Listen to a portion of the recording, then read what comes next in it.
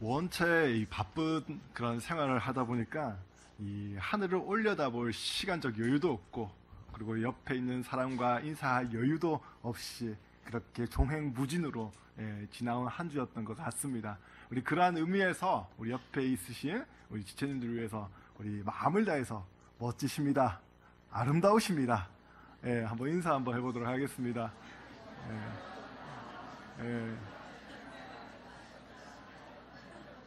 오늘 이 예배 후에 원래의 시간을 통하여서 좀 더 여유로운 시간, 그러면서도 또한 즐겁고 그런 기쁜 은혜의 시간이 되길 바랍니다. 어제 남성교가 오래간만에 하나 되는 시간을 가졌습니다. 참 이럴 수도 있구나.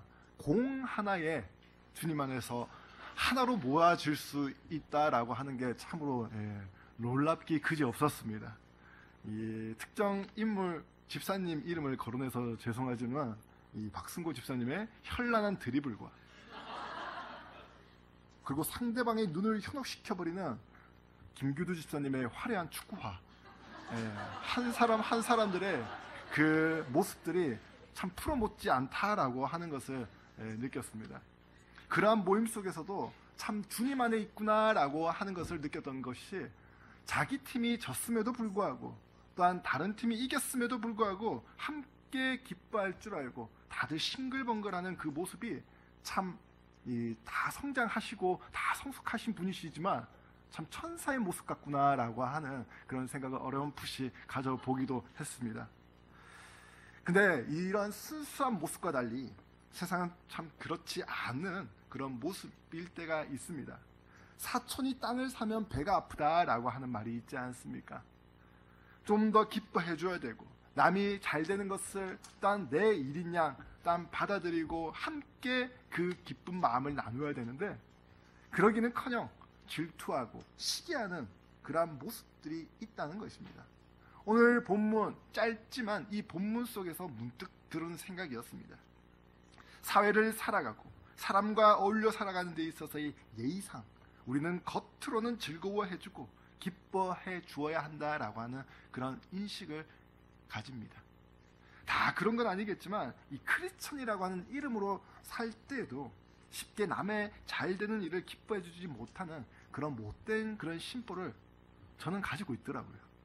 소위 남은 잘 되는데 나는 잘 안 되고, 나는 잘 돼 가려고 그렇게도 노력하는데 또 잘 안 되면 그 다른 사람과 비교하게 되고, 근데 저 사람은 또 잘 되는 모습을 보니까 참 하나님, 적어도 대박은 아니어도 소박은 터트려 주셔야 되는 게 맞지 않습니까? 라고 하는 그런 섭섭한 마음도 없잖아 있습니다. 그런 마음을 가진다는 것은 적어도 우리의 알량한 그런 욕심이 조금이나마 있다라고 하는 증거일 것입니다. 있는 모습 그대로를 감사하고, 오히려 남이 잘 될 때 기뻐해 줄 줄 알고, 남이 안 된 모습 속에 마음으로 진심을 담아 같이 슬퍼해 줄 줄 아는 그 모습이 진정 주님을 닮아가는 크리스천의 모습인 줄로 믿습니다. 오늘 본문에서의 상황이 그렇습니다. 22절과 23절 말씀을 보시게 되면 예수님의 제자들, 그리고 또한 세례 요한의 제자들이 나옵니다. 예수님과 세례 요한이 있었던 곳은 명칭은 좀 다른 그런 부분으로 나와 있지만, 신학자들이 공통적으로 이야기하는 이 지리적 장소는 이 요단강 근처이다라고 하는 것입니다. 예수님의 사역이 흥왕되어지는 것과 함께 또한 세례 요한의 사역도 왕성했습니다. 그의 강렬한 모습, 낙타 옷을 입고 허리띠를 띠고 메뚜기와 석청을 먹던 그 모습, 그리고 더불어서 그 명확하고 분명한 그런 선포, 독사의 자식들아, 하나님의 진노를 피하려거든 회개하고 그 회개에 합당한 열매를 맺어라 라고 하는 그런 강렬한 그런 메시지에 많은 사람들이 또한 세례 요한을 따르기도 했습니다. 여기서 분명한 것은 세례 요한은 오실 자, 곧 메시아를 예비시키기 위한 준비의 소리라고 하는 것입니다. 마지막 종이 울리기 직전에 예수님을 알리는, 예수님 시대를 활짝 여는 그러한 역할이 바로 이 세례 요한의 역할이었던 것입니다. 그런데 얼마 떨어지지 않는 지역 내에 이 두 사람, 세례를 베푸는 같은 사역을 하고 있었던 것입니다. 그런데 문제는 이 당사자인 예수님과 그리고 당사자인 이 세례 요한 사이에서 일어나는 문제가 아니라 바로 세례 요한을 따르던 제자들로부터 이 문제 제기가 일어납니다. 소위 같은 구역 내에 같은 일을 하고 있었다라고 하는 그런 이유일 것입니다. 일본은 이 원조라고 하는 말을 쓰는 가게가 잘 보이지 않습니다. 혹 보인다고 한다면 진짜 가끔씩 보이기도 합니다. 그런데 한국은 너도 나도 원조. 원조 칼국수, 원조 국밥, 원조 아구찜. 어느 가게를 가나 다 원조. 그래서 원조라고 하는 것 때문에 싸움 나고 씩씩거리는 일들 또한 비일비재에 일어난다고 합니다. 소신껏 팔고 맛있으면 되지 왜 그렇게 원조 따지는지. 근데 한국 사람은 또한 그런 게 아닌가 봅니다. 그것에 따라 손님 수가 좌지우지되고 그리고 며칠에 지장이 가니 말을 바꾸고 뻥을 튀겨서라도 자기 밥그릇을 챙기려고 하는 그런 모습, 좀 석연치 않는 그런 모습들이 보이기도 합니다. 그런데 그런 모습이 크리스천으로 살아가는 사람들과 그렇지 않는 사람들과 별반 차이가 없다라고 한다면 무슨 소금으로 무슨 빛으로 있을 수가 있겠습니까? 세상은 예수를 아는 사람, 곧 세상 사람과 예수를 믿는 사람들이 함께 공존하며 살아갑니다. 세상 사람들도 이 세상을 살아가는 데 있어서 정당한 방법을 취하고 그리고 정당한 방법 내에서 부단히도 노력하며 자기의 생각과 그 가치관을 가지고 살아갑니다. 하물며 주님을 따르는 사람으로서 그러지 못한다고 할 때에 사실 눈살 찌푸려질 수 있는 부분입니다. 이와 같은 모습이 오늘 본문 25절과 26절에 그런 비슷한 모습으로 나타납니다. 주님 따르는 사람들이라고 일컬어지는 이 세례 요한의 제자들, 그들의 모습은 어떠한 모습입니까? 손해냐 이익이냐 라고 하는 것을 놓고 논쟁을 펼치고 있습니다. 25절 말씀을 보시게 되면 이에 요한의 제자 중에서 한 유대인과 더불어 정결 예식에 대하여 변론이 되었더니, 정결 예식이라고 하는 것은 바로 세례라고 하는 부분입니다. 그리고 변론이라고 하는 것은 단순히 언쟁이 붙었다라고 하는 것을 넘어서 제테시스라고 하는 이 헬라어적 의미로 바울은 이 의미를 이렇게 이야기합니다. 위험하고 쓸데없으며 분노에 찬 논쟁. 세례 요한이 세례가 맞냐, 아니면 예수가 주는 세례가 맞냐라고 하는 싸움이었습니다. 당시 어떤 유대인과 세례 요한의 제자 사이에서 요한의 세례와 예수의 세례 중에 어느 것이 더 나은가에 관한 그런 논쟁이 있었습니다. 이 논쟁은 예수께서 세례를 베푸시는 곳에 더 많은 사람이 모이는 것을 본 한 유대인의 그런 이야기로 그렇게 촉발되어진 것이었습니다. 소위 누가 원조냐, 누가 더 확실한 근거를 가지고 있느냐였습니다. 세례 요한의 제자들은 확실한 근거, 그 근거 있는 자신감이 있었을 것입니다. 세례 요한, 그 종파는 당시 상당한 세력을 떨치고 있었습니다. 이 종파는 세례 요한을 메시아로 믿을 만큼 예수보다 세례 요한을 더 우월하다고 여겼던 그런 부류들이었습니다. 그도 그럴 것이 세례 요한이 예수보다 앞서서 사역을 수행해왔고, 일단 더불어 예수께서 친히 세례 요한에게 물 세례를 받았다라고 하는 그 사실에 근거했기 때문입니다. 더불어 예수님의 처음 제자들이 본래 세례 요한의 제자들이었다는 점에서도 바로 그러한 근거 있는 그런 자신감을 가지고 있었을 것입니다. 이러한 종파적인 긴장은 세례 요한이 감옥에 갇히기도 전까지도 대단했고, 또한 그 후에도 여전히 잔재가 남아있었습니다. 그러하니 당연히 이 세례 요한의 종파들 26절에서처럼 이렇게 이야기하지 않았겠습니까? 한번 같이 한번 읽어보도록 하겠습니다.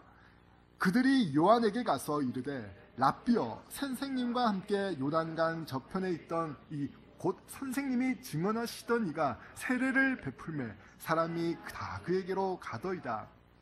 그렇습니다. 26절에 예수라고 하는 사람이 세례 요한 선생님과 같이 세례를 베푸는데 사람이 다 그에게로 가더이다. 거기에 엄청 신경이 쓰였던가 봅니다. 그도 그럴 것이 세례의 선구자가 누구였습니까? 세례를 처음 집행했었던 사람이 누구였습니까? 바로 세례 요한 선생님 아니었습니까? 그가 먼저 세례를 베풀었는데 요한의 제자들이 보니 스승 세례 요한을 흉내내는 이가 나타났던 것입니다.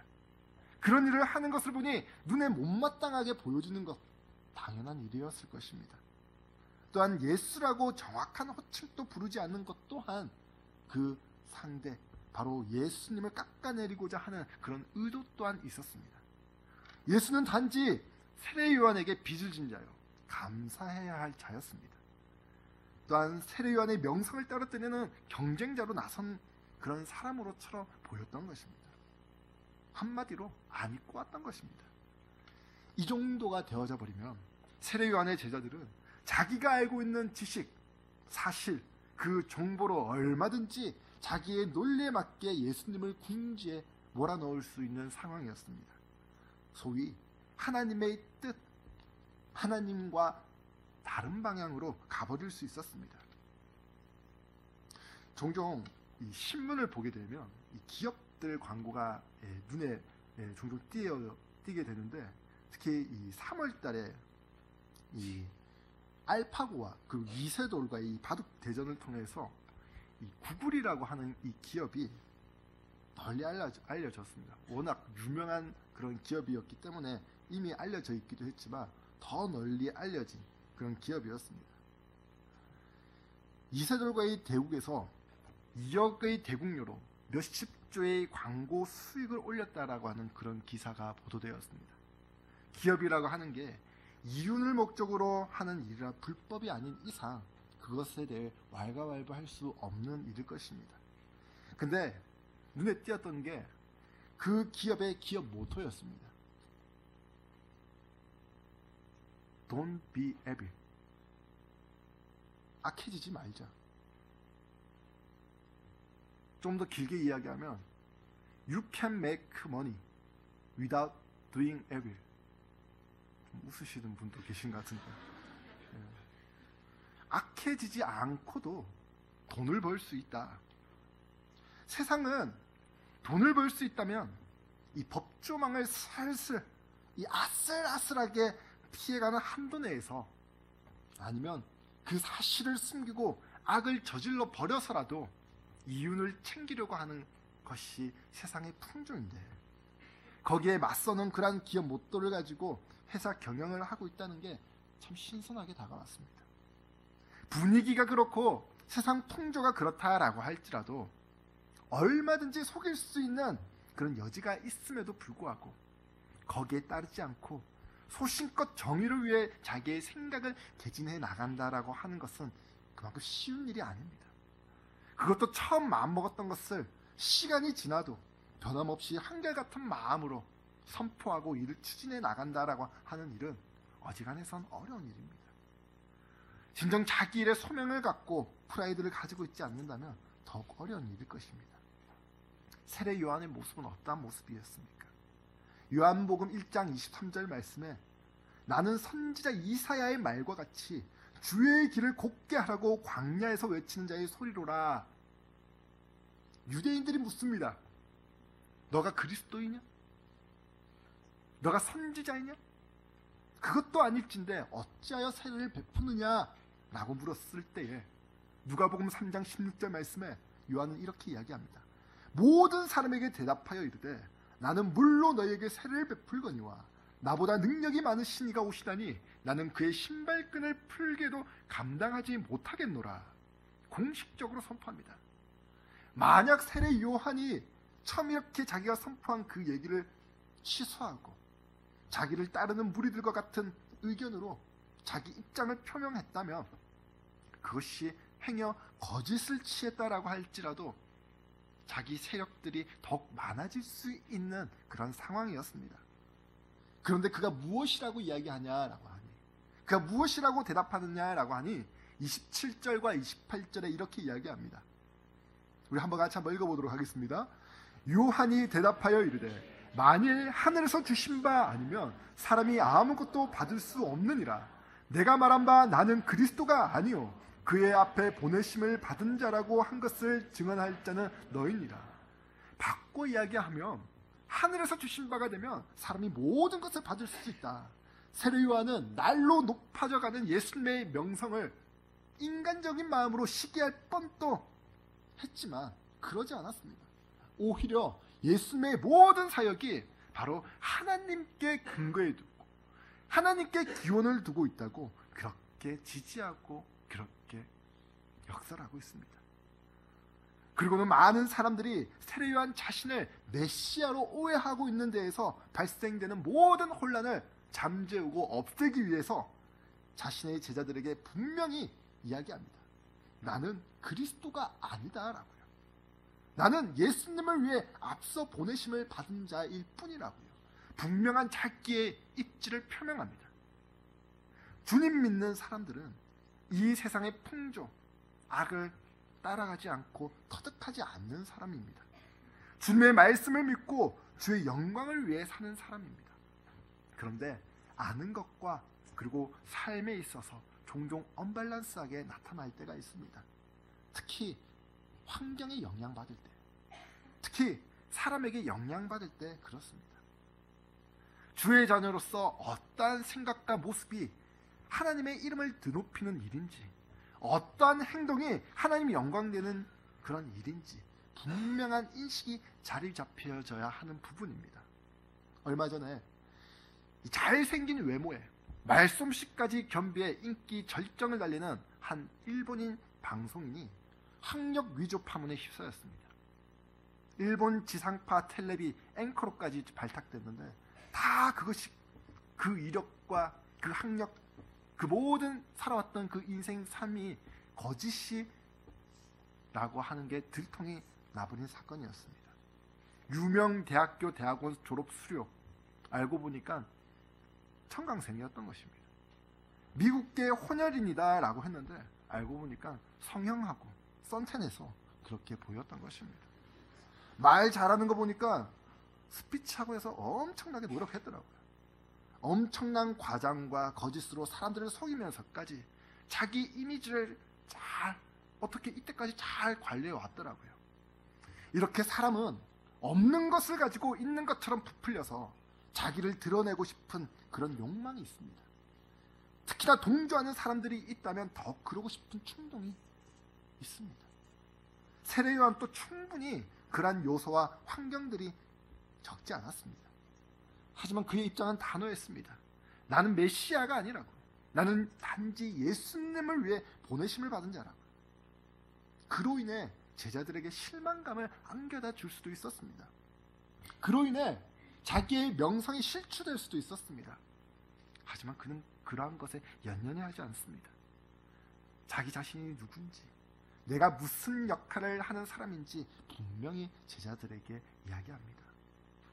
이러한 표명, 이러한 사실을 알린다는 게 참 쉽지가 않습니다. 사람이 분위기를 띄워주고 함께 장단 맞춰주고 자기 편으로 들어주고 옹호해주면 어지간하지 않으면 그 대세에 휩쓸려 정확한 판단, 사실 그것을 말하지 못하고 얼버무려서 그렇게 자기도 모르게 죄에 빠져버릴 때가 있는 것입니다. 믿음은 분위기를 타는 것이 믿음이 아닙니다. 믿음은 대세를 타는 것이 믿음이 아닙니다.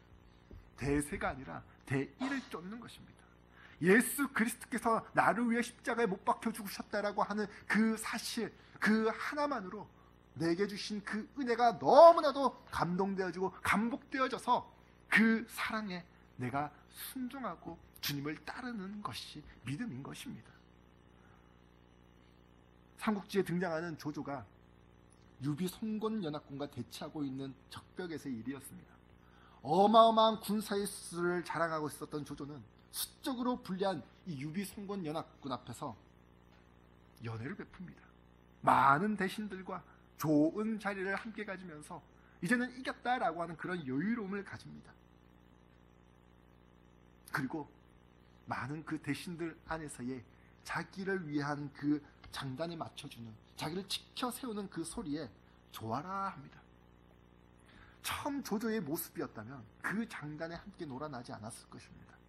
오히려 당치도 않은 소리라고 하면서 처음 대업을 잇기 위한 그 초심의 마음으로 돌아갔을 것입니다.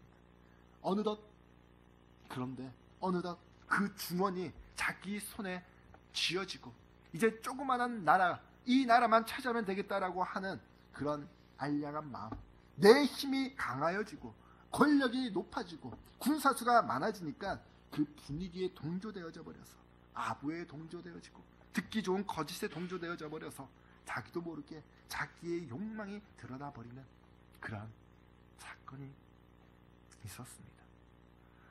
나를 따르는 무리들이 나를 지켜줄 텐데 라고 하는 그런 착각에 빠져버렸던 것입니다. 죄악까지 지켜줄 줄 알고 그렇게 착각에 빠져버렸던 것입니다. 왜 그러한 마음을 가지는가? 왜 처음 마음은 그러지 않았는데 내 안에 나도 모르는 그 자아가 꿈틀꿈틀 기어나오고 그 자아, 그 욕망이 어느새 이루어져 버리니까 그것이 나중에는 그 자아가 가득해져 버렸기 때문입니다. 그리고 더 이상 손해보고 싶지 않은 것이었습니다. 많이 가지면 가질수록 나누어 주는 것이 바람직하다고 생각하는데 사람의 마음은 그렇지가 않은가 봅니다. 손해는커녕 좋은 이미지, 높은 명예, 나를 따라주기를 바라는 그런 마음과 더불어 함께하는 사람들이 많아지면 많아질수록 더 그 욕망을 드러내는 것이 인간입니다. 연극의 모든 장면이 끝나면 주연이고 조연이고 다 나와 박수갈채를 받습니다. 거기에는 주연을 위해 조연으로 있었던 사람들과 그 무대에 수고하고 있었던 사람들이 있었기 때문에 그 모든 스토리, 그 줄거리가 완성되어졌던 것에 감사하는 마음으로 박수갈채를 받는 것입니다. 좋은 극이 만들어지기까지 각자의 역할들이 있습니다. 그 역할들, 주연이다, 조연이다 라고 하는 것을 떠나서 맡겨진 그 일들을 충실히 감당했었을 때에 받는 박수의 갈채입니다. 각자의 역할이 있습니다. 그리고 그 역할을 위해 묵묵히 감당해야 할 일이 있습니다. 세례 요한은 그리스도의 앞을 예비하기 위해 불림받았다는 그 사실, 그 본분, 그 역할을 분명히 알았던 사람이었습니다. 자기가 주연이 안 되었다고 자기는 조연이라고 하면서 불평하지 않았습니다. 오히려 29절에 자기의 역할을 할 수 있는 일을 하는 것만으로도 참 기쁘다라고 하는 그런 표현을 취합니다. 29절 말씀을 같이 한번 읽어보도록 하겠습니다. 신부를 취하는 자는 신랑이나 서서 신랑의 음성을 듣는 친구가 크게 기뻐하나니 나는 이러한 기쁨으로 충만하였노라. 곧 이것입니다. 신랑과 신부, 예수님과 그리고 예수님을 믿을 사람에 대하여서 나는 그 사이에 중매하는 역할, 그냥 들러리 하는 역할만으로도 기쁘다, 그 기쁨이 충만하다라고 하는 표현입니다. 그러기 위해서 내가 불림받았고 그러기 위해서 내가 그리스도의 영광을 위해서 사는 이 조그만한 일마저도 내가 기쁨으로 감당할 수 있다라고 하는 고백입니다. 남이 알아주든 알아주지 않든 자기의 역할이 세상적 관점으로 봤었을 때에 그것이 천하든 천하지 않든 하나님께서 내게 주신 분명한 직분이고 본분이다라고 하는 그 믿음을 가진다고 한다면 우리는 충실히 감당할 때 오는 하나님께서 주시는 기쁨이 분명히 있을 줄로 믿습니다. 부름받아 나서님은 어디든지 가오리다. 아골골짝 빈들에도 복음 들고 가오리다.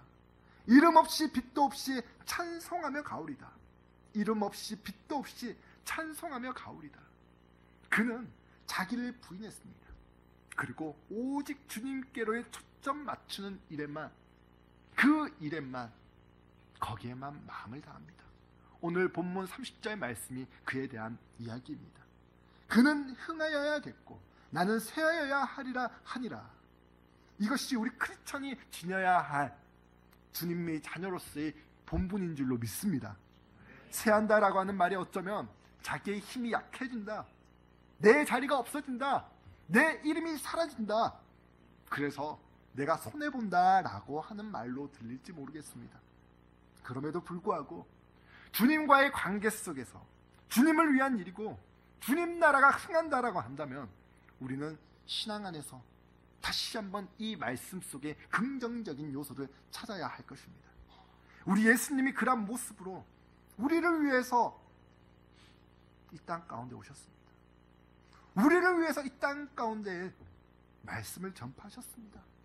그 말씀대로 사셨습니다. 죽으셨습니다. 그리고 다시 살아나셨습니다. 우리 예수님께서, 우리 하나님께서 무엇이 도대체 아쉬워서 하나님 나라 그 영광 버리고 이 땅 가운데에 오셨어야만 했겠습니까?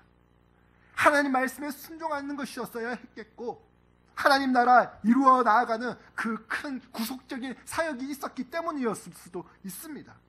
하지만 그 무엇보다 중요한 것은 바로 저와 여러분들을 사랑한다라고 하는 그 사실이 있는 것입니다. 성육신하셔서 이 땅 가운데 오셨다는 것, 예수님은 하나님 나라가 흥왕되어진다면 기꺼이 자기를 바칠 작정이셨습니다. 실제로 우리 예수님 바치셨습니다. 우리를 사랑하셔서 낮고 낮은 그런 모습으로 나타나셨습니다. 자기 몸을 버리셨습니다. 이러한 모습을 우리가 어떻게 닮아갈 수가 있겠습니까? 예수 믿는 사람으로 구원받았는데, 구원받아서 종종 듣는 얘기가 예수 닮아갑시다, 예수님 닮아갑시다 라고 하는데, 어떻게 이러한 모습을 사신 우리 예수님을 내가 어찌 닮을 수가 있는가 라고 하는 그런 생각을 종종 할 때가 있습니다. 주님, 저는 못합니다. 제 힘으로 안 됩니다.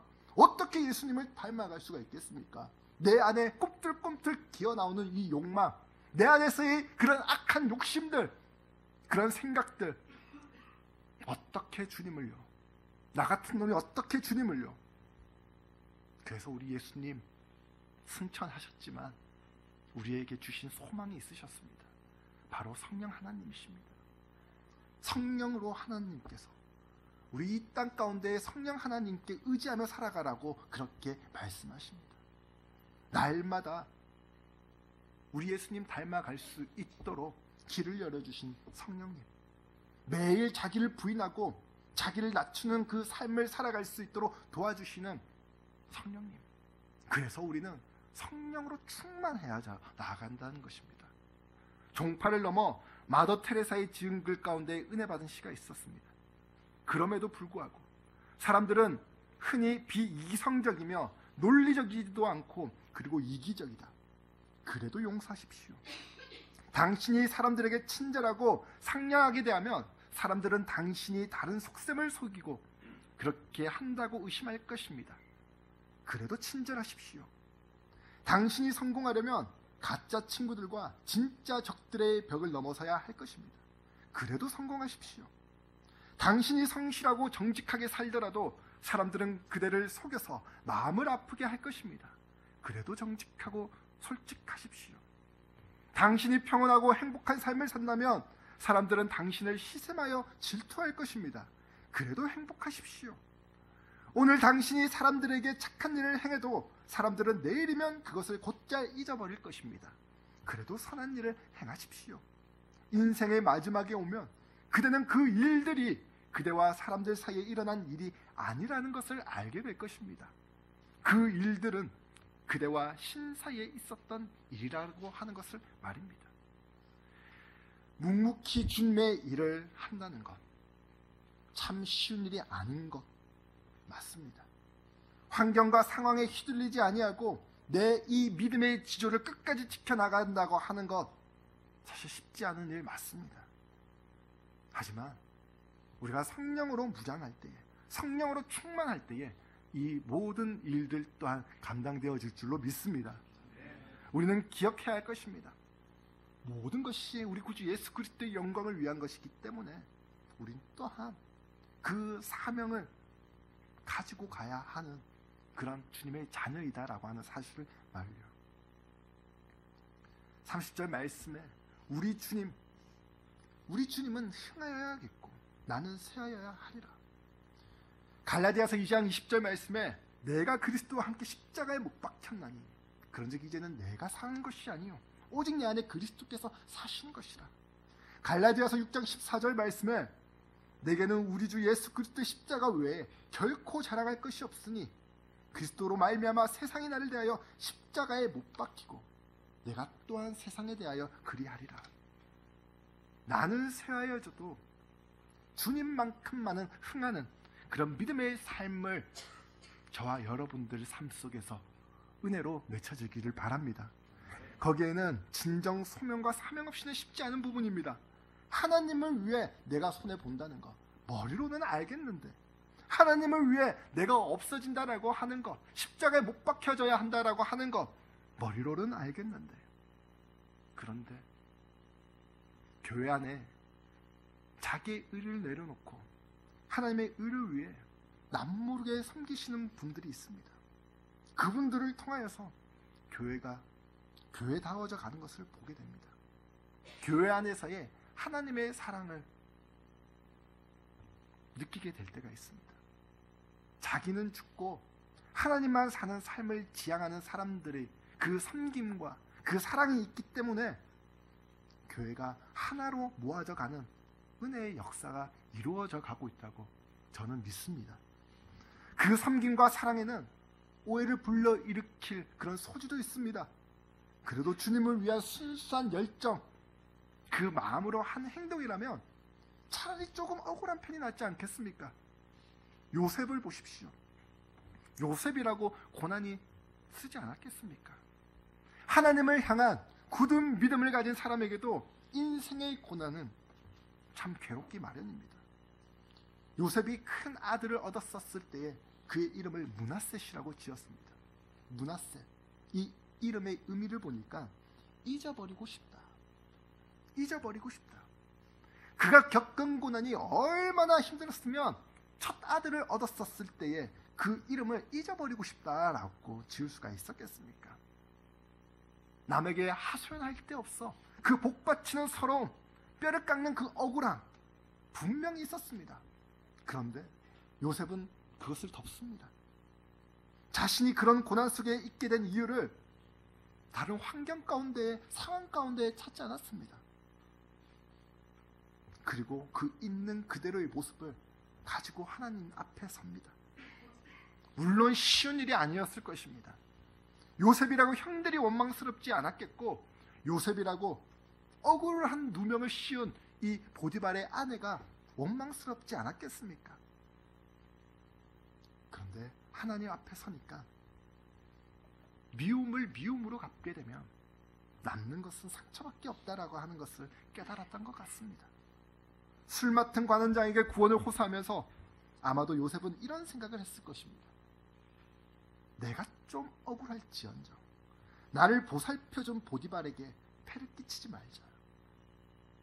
우리가 살면서 기억해야 할 것이 있다면 세상은 항상 옳고 그름으로 가지 않는다는 것입니다. 세상을 살다 보면 옳고 그름이 묵살될 때도 있습니다. 요셉의 사건도 그렇습니다. 보디발의 아내와의 그런 사건도 그렇습니다. 시시비비적으로 공식적으로 가리워진 사건이 아니었습니다. 그럼에도 불구하고 그 결과는 나중에 원만하게 그렇게 도출됩니다. 너무 시시비비를 가리는데 안달복달하지 마시기 바랍니다. 우리의 힘으로 되는 일이라면 최선을 다해서 그 옳은 것을 추구해 나가야 되겠지만, 그렇지 않는다고 한다면 하나님께 맡기는 지혜도 필요합니다. 요셉의 아량과 간대함은 하나님이 요셉에게 은혜를 베풀어 주셨기 때문에 가능한 일이었습니다. 하나님만큼만은 내가 결백하다라고 하는 것을 알고 있기 때문에 사람이 몰라주는 것을 참을 수가 있었습니다. 하나님의 놀라운 위로를 베푸셨기 때문에 사람에 대한 원망과 미움을 지울 수가 있었습니다. 그래서 요셉은 후에 형들에게 이렇게 고백합니다. 당신들은 나를 해하려 하였으나 하나님은 그것을 선으로 바꾸사 오늘과 같이 많은 백성의 생명을 구원하게 하시려 하셨나니.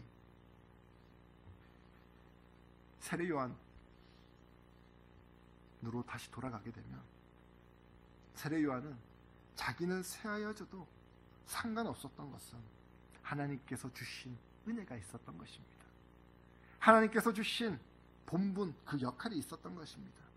그것이 곧 하나님의 영광을 나타내는 것이라고 한다면, 그것이 곧 하나님의 나라가 흥왕되어지는 것이라고 한다면, 자기는 없어져도, 자기는 사라져도, 자기의 이름은 지워져 버려도 그것만으로도 충분하다고, 그것만으로도 나는 기쁠 수 있다고 그렇게 고백합니다.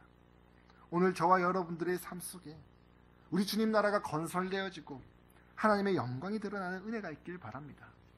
주님의 이름으로 사는 삶이 때로는 손해를 입기도 하고, 또한 호기를 놓쳐버릴 때도 있기도 하고, 또한 억울한 일을 겪기도 해서 내 마음이 상하고 내 마음이 힘들었었던 그런 신앙의 삶이었다면, 이제 주님 위해 사는 삶, 그 삶 속의 모든 아픔과 괴로움이 우리 주님 안에서 기쁨으로 승화되고 상화되어지는 은혜의 한 주가 되길 그리스도 이름으로 기도합니다.